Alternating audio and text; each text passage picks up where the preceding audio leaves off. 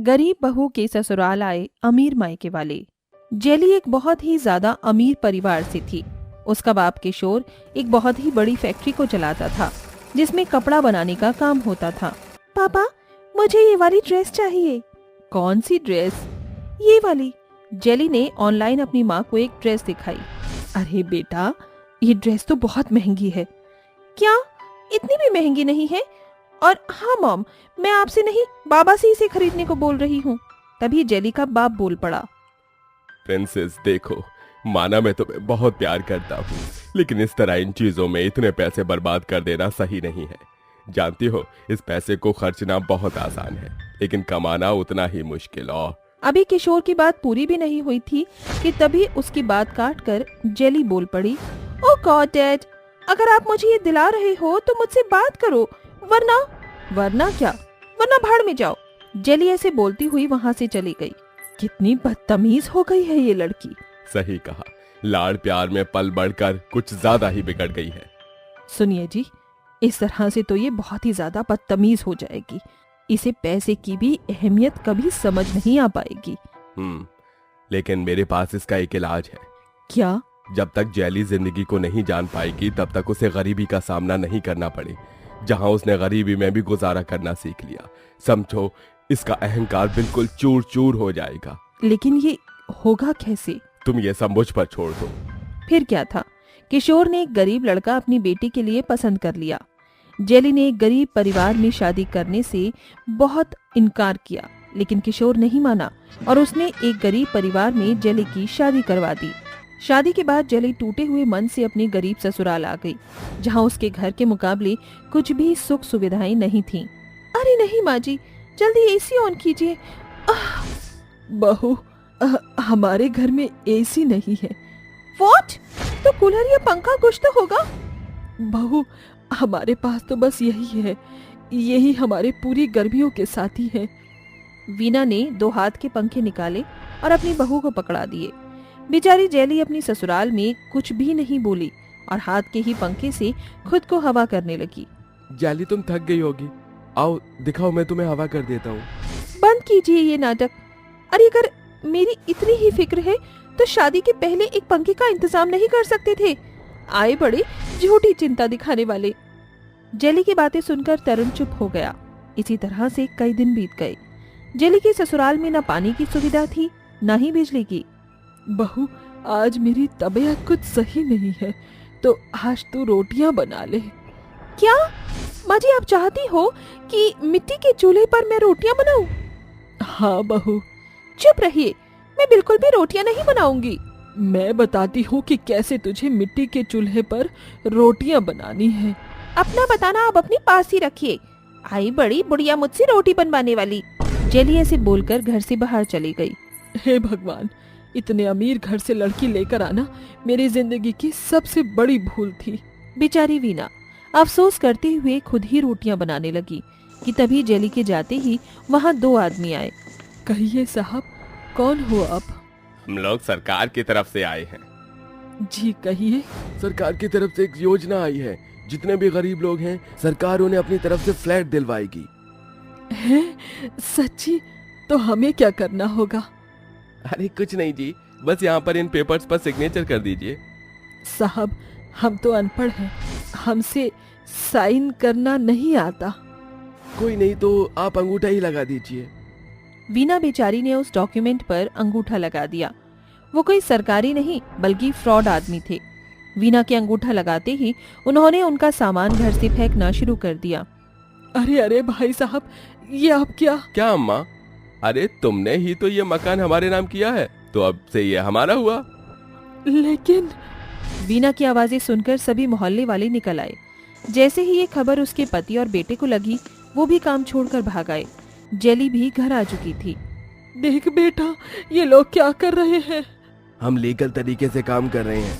तुम्हारी माँ ने खुद इस पेपर पर सिग्नेचर किए हैं कि ये अब मकान हमारा है। जेली के ससुराल में कोई पढ़ा लिखा नहीं था, इसलिए वो सभी बस चुप थे। जब जेली ने उन पेपर्स को पढ़ा तो उन पर साफ साफ लिखा था कि वो प्रॉपर्टी अब उन आदमियों की थी। आखिर में हार कर पूरे परिवार को रेलवे स्टेशन पर आना पड़ा, क्योंकि अब उनके पास कोई बसेरा नहीं था। क्या जरूरत थी माँ जी बिना सोचे समझे कोई भी कदम उठाने की? ना जाने मुझे क्या हो गया था। अच्छा, अब इन बातों को बंद कीजिए, जो होना लिखा था वो हो गया। तरुण ने बात को खत्म कर दिया और वो लोग वहीं स्टेशन के पास बनी एक छोटी सी भूसे की झोपड़ी में जाकर रहने लगे। कमाई के लिए तरुण, उसका बाप और वीना स्टेशन पर ही झाड़ू पोंछा और टीटी का काम करते थे। जेली को अपने परिवार को इतनी मेहनत करते हुए देखकर दुख होता, इसीलिए उसने भी अपने परिवार के लिए कुछ करने का फैसला किया और वो अपनी पढ़ाई के सभी प्रूफ लेकर एक जॉब ढूंढने निकल गई और उसे एक अच्छी कंपनी में जॉब भी मिल गई। बहुत बहुत शुक्रिया, मुझे इस काम की बहुत जरूरत थी। फिर क्या था, जेली भी अब से रोज अपने काम पर जाया करती। काम करते करते उसे एहसास होने लगा था कि मेहनत और जिंदगी किस चीज का नाम है। वो सुबह से शाम तक काम करती और शाम को आकर अपनी ससुराल के काम देखती। ऐसे ही सिलसिला जारी था कि एक दिन जेली के माँ बाप उसके ससुराल आए। उस वक्त जेली काम पर ही गई हुई थी। अरे समधी जी, समधन जी, आप आइए आइए। वीना ने अपनी बहू के मायके वालों का स्वागत किया और जितना उससे बन पड़ा उसने उतनी खातिरदारी भी की। आप लोग यहाँ रेलवे स्टेशन पर? जी, ये एक लंबी कहानी है। और जेली कहाँ है? बहू काम पर गई है, शाम तक लौट आएगी। काम पर? सच में? जी। इस तरह से परिवार में बातें होती रहीं। किशोर और दुर्गा अपनी बेटी की इतनी गरीब ससुराल देखकर हैरान थे। कुछ ही घंटों बाद शाम हो गई और जेली भी घर लौट आई। सासू माँ। Surprise princess. पापा आप और माँ भी, आप कब आए? जेली ने जगह जगह पेच लगी हुई साड़ी पहन रखी थी। उसे इतनी बुरी हालत में देखकर दुर्गा की आंखें भर आई और उसने उसे गले लगा लिया। क्या हुआ माँ? तुझे इतनी मुश्किलें उठानी पड़ रही है तो इस बारे में हमसे नहीं बोल सकती थी क्या? अगर आपसे बोलती तो जिंदगी को करीब से जान कैसे पाती? यही सब कुछ समझाने के लिए ही तो आपने मेरी शादी एक गरीब घर में करवाई थी। तो बस मैं उसी जिंदगी को महसूस कर रही हूँ। हाँ, लेकिन बेटा। बाबा, मुझे अपने परिवार के लिए मेहनत करने में बहुत ज्यादा खुशी मिलती है और अब मैं समझ भी पा रही हूँ कि पैसा कैसे कमाया जाता है। दोनों माँ बाप अपनी बिगड़ैल सी बेटी को ऐसी बातें करते देख हैरान थे। जेली ने अपने माँ बाप से बहुत बातें की। बातों बातों में जेली का बाप उससे बोल पड़ा। हाँ तो मिस जेली, मैं आपके काम से बहुत इम्प्रेस हूँ। क्या आप मेरी कंपनी की मैनेजर बनना पसंद करोगी? पापा? आहा, पापा नहीं, बॉस। बाप बेटी अपनी जगह पर मैं तुमसे एक बॉस की तरह पूछ रहा हूँ, एक बाप की तरह नहीं। ओके बॉस, मुझे खुशी होगी। सभी हंसने लगे। फिर क्या था, अगले दिन से जेली अपने बाप की कंपनी में काम करने जाने लगी। देखते ही देखते जेली की मेहनत ने अपने ससुराल वालों के दिन बदल दिए और सभी खुशी खुशी रहने लगी। गायत्री का पूरा परिवार घर में सो रहा होता है। तभी आधी रात को बहुत जोरों से बारिश शुरू हो जाती है और उनके घर की कच्ची छत से मिट्टी गिरने लगती है। तभी शादी के सपने देख रहा सुमित नींद में गाना गाने लगता है। बहारो फूल बरसाओ, मेरा महबूब आया है, मेरा महबूब आया है। सितारों रागिनी गाओ, मेरा महबूब आया है, मेरा महबूब आया है। जोर जोर से बारिश होने के कारण घर की छत जगह जगह से टपकने लगती है और बारिश का पानी गायत्री के चेहरे पर गिरता है। ये झरना कहाँ से फूट रहा है? हे भगवान, ये तो घर में बारिश का पानी भरने लगा है। रोहन, दीपिका, जल्दी उठो। अजी, आप भी उठो।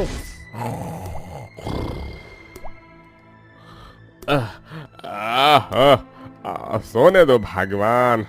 अरे मेरे राजेश खन्ना, ये खर्राटे लेना बंद करो और जल्दी उठो। पूरे घर में बारिश का पानी भर रहा है। ये सुनकर सभी उठ जाते हैं, मगर सुमित अभी भी गहरी नींद में सोया हुआ गाना गा रहा होता है। बहारो फूल बरसाओ, मेरा महबूब आया है, मेरा महबूब आया है। अब मैं अपने सो रहे बेटे को कैसे समझाऊं कि उसकी महबूब फूल बरसाने नहीं बल्कि बारिश मुसीबत बनकर बम फोड़ने आई है। अरे ओ कुंभकर्ण की छठी औलाद, मैं कहती हूँ उठ।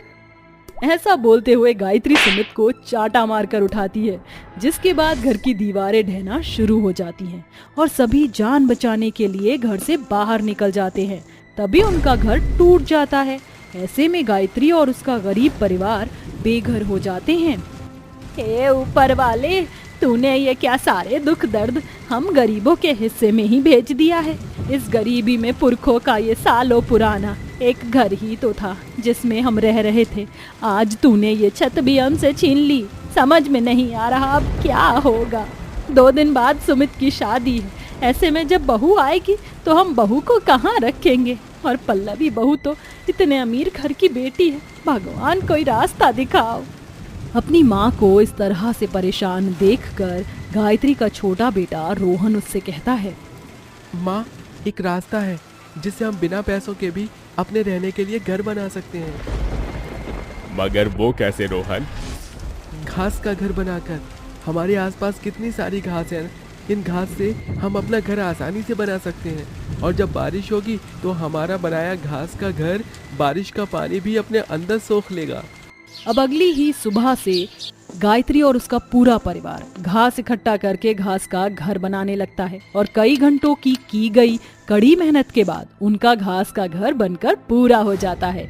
वहीं अगले दिन पल्लवी सुमित से शादी करके अपने ससुराल आ जाती है। आओ पल्लवी बहू, इस नए घर में तुम्हारा स्वागत है। घास का घर देखकर अमीर पल्लवी अपने गरीब ससुराल वालों की बेइज्जती करते हुए कहती है, वेल मम्मी जी, आपको किस एंगल से ये घर नजर आ रहा है? यहाँ चारों तरफ घास ही घास है। मुझे तो ऐसा लग रहा है जैसे मैं किसी हैंगिंग गार्डन में आ गई हूँ। सॉरी सुमित, बट मैं इस घास के बने ससुराल में सर्वाइव नहीं कर सकती। पल्लवी प्लीज ऐसा मत कहो। मेरी फैमिली ने ये घास का घर तुम्हारे लिए बनाया है। अंदर चलो। अपने पति सुमित के कहने पर पल्लवी गृह प्रवेश करके अंदर आ जाती है, जहाँ हॉल जैसी जगह होती है, जिसे देखकर पल्लवी चिढ़कर कहती है, सुमित, एक तो ये घास फूस का ससुराल, उसमें भी ये एक कमरा और रहने वाले इतने सारे। हमारी नई नई शादी हुई है, प्राइवेसी नाम की भी कोई चीज होती है। फर्स्ट नाइट में ही फ्रस्ट्रेट करके रख दिया। पल्लवी की ये बात सुनकर उसकी ननद दीपिका उससे कहती है, पल्लवी भाभी, मैं कुछ करती हूँ, आप परेशान मत होइए। दीपिका एक स्टूल पर चढ़कर घर के बीचों बीच पर्दा डाल देती है, जिसे देखकर पल्लवी कहती है, क्या बात है मेरी बॉनी ननद, है हाइट तुम्हारी ठीक से 4 फुट भी नहीं, मगर दिमाग एकदम तेज है। बातों ही बातों में अमीर घमंडी पल्लवी दीपिका के बौनेपन की बेइज्जती करती है। दिन गुजरते हैं। अमीर घर से होने के कारण पल्लवी हर दिन कभी कुछ तो कभी कुछ फरमाइश किया करती। सुमित, सुनो, शाम को ऑफिस से आते वक्त मेरे लिए पनीर पिज्जा और हाँ, साथ में बटरस्कॉच आइसक्रीम भी लेकर आना। अरे पल्लवी बहू, रोज रोज बाहर का खाना पीना ठीक बात नहीं है। तेरे ससुर जी बिल्कुल ठीक कह रहे हैं बहू, और जितने में तेरा एक पिज्जा आएगा उतने में घर के लिए राशन आ जाएगा और सभी खाना खा पाएंगे। मम्मी जी, पापा जी, आप दोनों की प्रॉब्लम क्या है? जब देखो मुझे रोकते टोकते रहते हैं। और पापा जी, आप तो खुद घर में बैठे मुफ्त की रोटियां तोड़ रहे हैं। अगर आपने जवानी में खुद कमाया होता तो आज कम से कम इस घास फूस के ससुराल में नहीं होते हम। एक तो सबके सब मेरे पति की कमाई खा रहे हैं और मुझे ही सुना रहे हैं। बस करो पल्लवी, मैं अपने परिवार वालों के लिए एक शब्द भी नहीं सुनूंगा। तो क्या करोगे? हाथ उठाओगे? मारोगे मुझे? आखिर ऐसा भी क्या गलत बोल दिया है मैंने? अब क्या इन गरीब भिखारी फटीचरों के कारण मैं अपनी फरमाइश करना बंद कर दूं? ये सुनकर सुमित गुस्से में पल्लवी को खींचकर जोरदार थप्पड़ मार देता है। सुमित, तुमने मुझ पर हाथ उठाया, अपनी पत्नी को मारा? हाँ, मैंने तुम पर हाथ उठाया, मगर तुम्हें थप्पड़ एक पति ने नहीं बल्कि एक बेटे ने मारा है, जिसके माँ बाप की तुमने बेइज्जती की है। तुम्हें थप्पड़ एक भाई ने मारा है, जिसकी बहन के कद का तुमने मजाक बनाया था। ठीक है, अगर तुम्हें तुम्हारे घर वाले तुम्हारी बीवी से ज्यादा प्यारे हैं तो इनके साथ इस घास फूस के घर में रहो। मैं जा रही हूँ। पल्लवी को जाता देखकर दीपिका कहती है, पल्लवी भाभी, मैं आपके आगे हाथ जोड़ती हूँ, प्लीज भैया को छोड़कर मत जाइए। अब आप जैसा चाहोगी वैसे रहना, और मैं माँ बाबू जी मिलकर हम सब खूब मेहनत करेंगे और बहुत जल्द आपके लिए एक अच्छा घर बना देंगे। अपने गरीब ससुराल वालों के रोकने पर पल्लवी रुक जाती है। अगले दिन से राजेश जंगल से लकड़ियां काट कर उनकी गठरी बनाकर बाजार में बेचने चला जाता है। लकड़ी ले लो, लकड़ी। 1 किलो लकड़ी का गट्ठा ले लो सिर्फ 50 रुपए में। आओ आओ और ले जाओ मोटी सूखी हुई आंच के लिए लकड़ी। एक तरफ गरीब राजेश बाजार में जमीन पर बैठकर लकड़ी बेचता है, वहीं दीपिका घास के बने घर के हिस्से में छोटा सा पार्लर खोलकर 2 कुर्सियां रख देती है, जहां मलाइका और रीटा नाम की 2 लंबी चौड़ी सहेलियां मेकअप कराने आती हैं। कोई है यहाँ? आइए, मेरे छोटे से पार्लर में आप दोनों का स्वागत है। आपको क्या कराना है? हम दोनों को अपना मेकओवर कराना है। आज मेरी ब्यूटी पार्लर का पहला दिन है, इसीलिए मैं 5000 रुपए वाला पैकेज आज के लिए सिर्फ 2500 में दे रही हूँ, जिसमें manicure, pedicure, bleach, facial, massage, wax, threading है। ठीक है, फिर हम पैकेज लेंगे। कुर्सी पर बैठ जाइए। मलाइका कुर्सी पर बैठ जाती है, मगर उसके लंबे और अपने छोटे होने के कारण दीपिका का हाथ मलाइका के चेहरे तक नहीं पहुंच पाता। अब क्या करूं, मैं तो बहुत छोटी हूं, कुछ कर दीपिका। दीपिका एक कुर्सी पर खड़ी होकर मलाइका का मेकओवर कर देती है, जिसके बाद वह रीटा का भी मेकओवर कर देती है और मलाइका उसे पैसे देती है। ये लो तुम्हारे पैसे। वैसे देखने में तो तुम ठीक से 3 फुट भी नहीं लगती, मगर हम जैसे कस्टमर को हैंडल कर लिया। बाय द वे, तुम ना अपने पार्लर का नाम चेंज करके द बॉनी ब्यूटी पार्लर के नाम से रख लो। Bye bye. दीपिका की छोटी हाइट का मजाक बनाकर दोनों लड़कियां चली जाती हैं, जिससे दीपिका की आंखों में आंसू भर आते हैं। तभी पल्लवी वहां आकर उसके आंसू पोंछती है।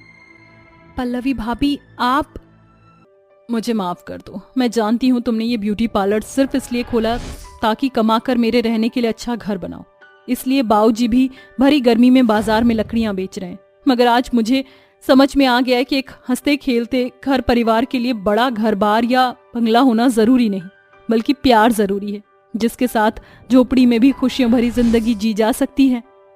पल्लवी की ये बात उसकी सास गायत्री सुन लेती है। बिल्कुल ठीक कहा तूने बहू, आज तुझे सही मायने में घर परिवार की अहमियत पता चल गई है। अब हम खुश रहेंगे। उस दिन के बाद से पल्लवी अपने गरीब सास ससुर, ननद, देवर और पति के साथ घास के बने उस छोटे से ससुराल में खुशी खुशी रहने लगती है।